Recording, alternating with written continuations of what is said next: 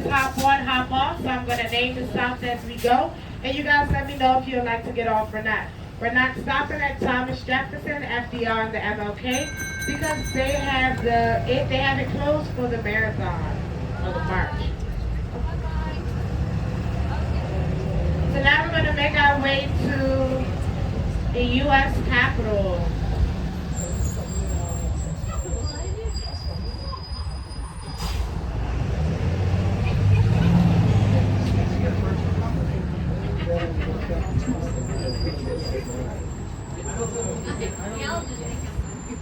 This building here to your right with the American flag, that is called the Postal Museum. That is our 16th Smithsonian, designed by Daniel Burham. Inside of there, you'll find a ton of stamp collections. You can see the airplanes that were used for our first airmail flights and a railroad mail cart.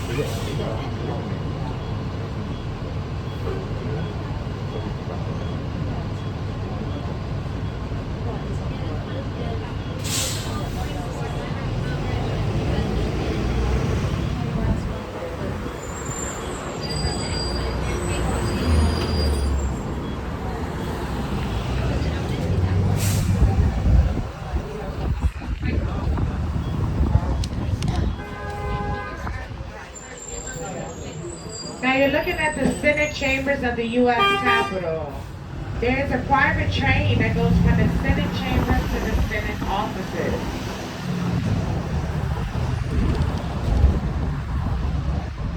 Now the cornerstone for the original Capitol building was laid in 1793 by President George Washington. By the time the federal government moved to Washington, D.C. in the 1800s, one wing was done and the legislators moved in. By 1810, both wings were done, and just as the nation's capital was beginning to show some type of promises, the War of 1812 changed everything. On August 24, 1814, most of Washington, D.C. was burnt down, along with the U.S. Capitol and the White House. That is why after that war, we made laws that every federal building in Washington, D.C. has to be made out of stone. This memorial to your left, that is called the Robert Taft Memorial. Robert Taft was the son of our 27th president, William Howard Taft. William Howard Taft was the only president to serve as both President of the United States and Chief Justice of the Supreme Court. Now, if you make a left here, you go around to the east front of the U.S. Capitol. You'll see the Supreme Court. In the 1800s, there was a prison where the Supreme Court is. They used it during the Civil War. There was an inmate. Her name was Mary Surratt. She owned a border home where John Booth and others plotted the kidnapping of President Abraham Lincoln. She was the first female to be executed for her role in the assassination. You'll also be able to see the Library of Congress, which was originally located in the basement of Capitol Hill. Inside of there, you'll find over 100 million items, over 536 miles of bookshelves, including material in 476 languages. Now we're going to be looking at the west front of the U.S. Capitol. Each inauguration since Ronald Reagan's first have occurred here. You have the Senate chambers on your left, and you have the House chambers on your right. When you see that the flag is at the top of that pole, that means that they are in session. When you see that the flag is in the middle of the pole, that means someone very important has passed away. And when you don't see a flag at all, that means that they are not in session. As of right now, they are not in session. There's a statue all the way at the top. She's called Lady of Freedom. She's 19 feet tall, 6 inches, 15,000 pounds. She has 9 stars encircled around her helmet. She was created by a man named Thomas Crawford, who was paid $3,000, but actually died after making the plaster model. So a guy named Clark Mills and Philip Reed created the bronze cast that you're looking at today. The U.S. Capitol has over 540 rooms. They're not doing any construction at the U.S. Capitol. They're cleaning, sealing, treating, and replacing parts of the stone. And I'll give you guys a way better view of the whole U.S. Capitol in a few seconds. Is anyone getting off at the U.S. Capitol? Yes? All right.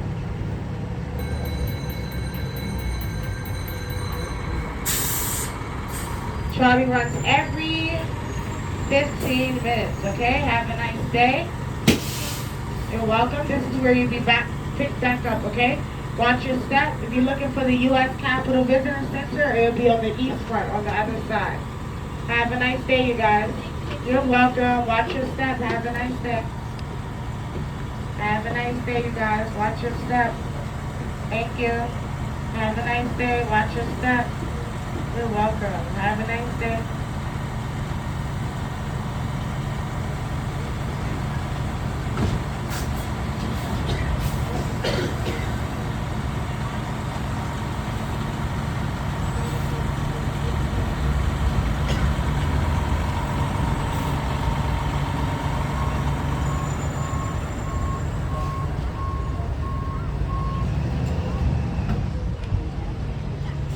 This memorial here in this roundabout, this is called the Peace Memorial.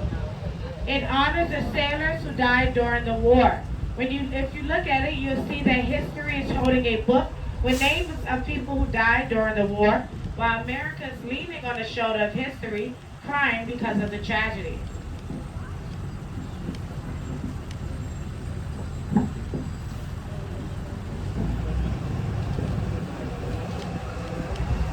Now I can give you guys a better view of the U.S. Capitol.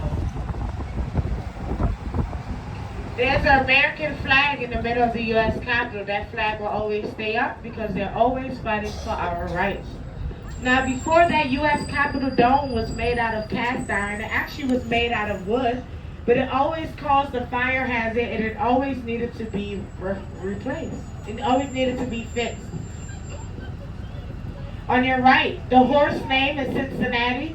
The man on the horse is our 18th President, General Ulysses Grant. A man named Henry Shardy spent 22 years building this memorial, only to pass away 2 weeks before he can dedicate it.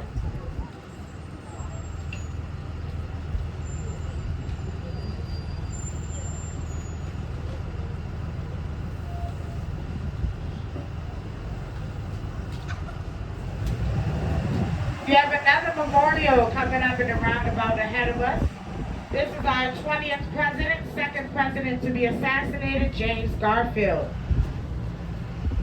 Some of you guys know where the National Gallery of Art West building is? There used to be a train station. That is where our president was shot by a man named Charles Guiteau because he denied him of a job. He actually died 10 months after being shot. Doctors spent 2.5 months trying to save his life, only to realize that they would have just left him alone. He would have lived longer because they couldn't find the bullet. When they did find the bullet, he already passed away. Where they found the bullet, it was in a non-life-threatening area. One doctor poked him in his wound, puncturing his lungs. You have the U.S. Capitol Reflection Pool to your right. You have the United States Botanical Gardens to your left. Now they store over 65,000 plants from all over the world, and their goal is to inspire their guests to be more active stewards on plants that support life on Earth. They also have a plant that's called a corpse plant. It opens up once a year, and it literally smells like a corpse. So if you guys want to smell anything in that nature, you now know where to go. Your next stop is going to be the Air and Space Museum. Is anyone getting off at the Air and Space Museum? No? The African American Museum and the Air and Space. Even though they're free Smithsonian museums, you have to book that free ticket online. So just remember that if you guys ever wanted to visit one of those museums. All of our other Smithsonians, you can just walk right on in. Those two, you have to book that free ticket online. And the zoo. In the zoo? Yeah. Oh, you have to book tickets now? I didn't know that. You have to do a donation and you have to do it before there's a QR code. So you go up, you take a picture. No, I'll do that. I haven't been to the zoo in so long. I didn't know that. I thought last time I went, I just walked right in. That's crazy. You have a tan building here on your right. It is shaped like a rock foundation called Mesa. This is the American Indian Museum, founded by George High in New York City. Their goal is to collect native objects, photographs, and media covering the entire Western Hemisphere, from the Arctic Circle to the tip of South America. As I said, we do have Smithsonian museums here. We actually have 19, and 2 of them are in New York City. All of them are free. So if you guys are looking for anything to do today or your stay here in Washington, D.C., please visit one of our free Smithsonian museums. This building to your right, it used to be the Social Security Administration. It is now the Voice of America. They transmit information and news to over 200 million people across the world in 47 different languages.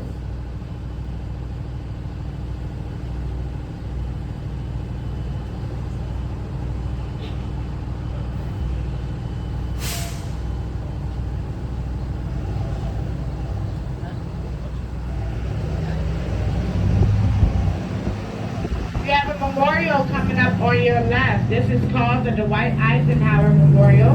And behind the Dwight Eisenhower Memorial is the Department of Education.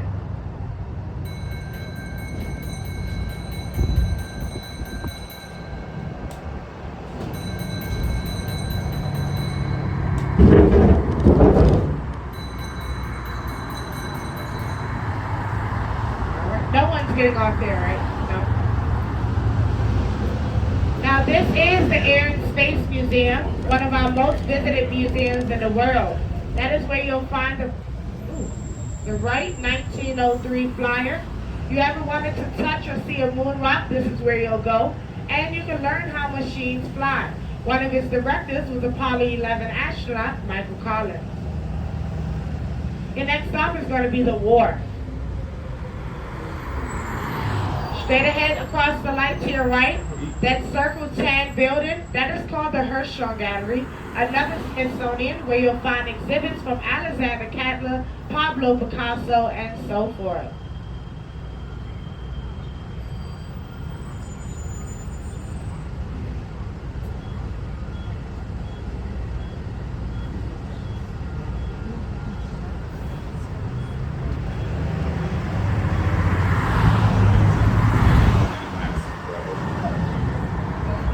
These 2 marble buildings on your left, they're called the Wilbur and Orville Building, better known as the Federal Aviation Building. Wilbur and Orville, they were brothers. The older brother got the taller building and the younger brother got the shorter building. They were inventors of flying machines, which is why they're across from the Air and Space Museum. Before they were inventors of flying machines, they actually were owners of a bike shop. They fixed and sold bikes. Their very first flying machine is still in the building as of today. Now this area here is called the Font Plaza. The Font Plaza Metro Station is across the light to your left. If you ever wanted to visit the Spy Museum, the Herschel Gallery, or the Air and Space, you can go to the Font Plaza Metro Station and walk a short distance.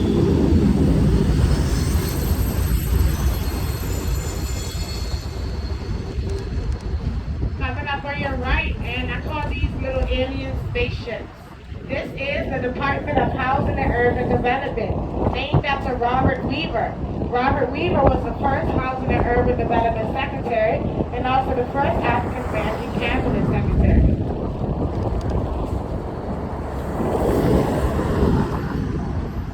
Now this is Interstate 395. Interstate 395 was named after Dwight Eisenhower. Dwight Eisenhower championed the foundation of the interstate highway, and he created it with the signing of the legislation in 1956. What highway does the George Washington Bridge goes over? That's in New York. New York?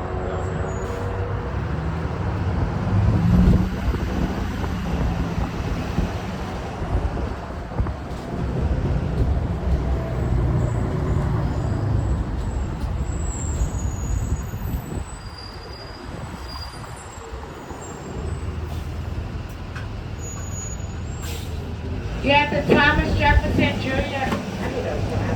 You have the Thomas Jefferson Junior High School to your right. Thomas Jefferson was our third president. He wrote our Declaration of Independence, and he was the founder father of the University of Virginia. He also doubled the size of the United States when he purchased Louisiana. This building on your right with the American flag is the Disabled American Veterans Building. They have over 1.3 million members, and their headquarters is in Cold Spring, Kentucky. Now, straight ahead of us is your next stop. This is called the Wharf. This is where you can eat, live, and dine. Not die, dine. Someone thought I said they could die here. No, they have a lot of different restaurants as well as hotels. They also have something that's called a water taxi that I actually took last weekend. It was pretty fun. That water taxi will pick you up from the wharf, take you down to the National Harbor where I had lunch. You can shop. They have shops to shop, restaurants to eat, and they have an MGM casino. You'll also be able to take the boat to Alexandria, Virginia, and Georgetown, where they have more shops to shop and restaurants to eat. Gordon Ramsay just opened up a Hell's Kitchen here at the wharf not too long ago. This is his second restaurant here. He has another one called Fish and Chips. I recommend the wharf for breakfast, lunch, or dinner. You can never go wrong. Now, besides it being called the wharf, it is also known as America's oldest operating fish market. Because before all of this was literally a fish market that smelled so bad you could smell it almost a mile away. And